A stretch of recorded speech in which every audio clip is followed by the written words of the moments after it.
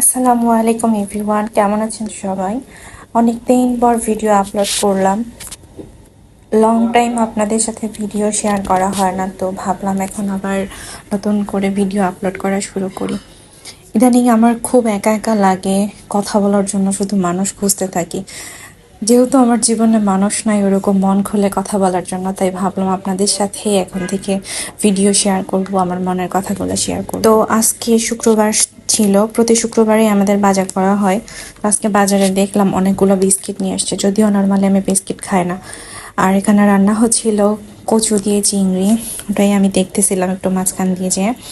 আর আমার বিজনেসের প্রোডাক্টগুলো নিয়ে একটু ঘাটাঘাটি করতেছিলাম, অনেকদিন হলো বিজনেস দেখা হয় না, তাই ভাবলাম এখন একটু শরীরটা ভালো লাগতেছে, একটু দেখি।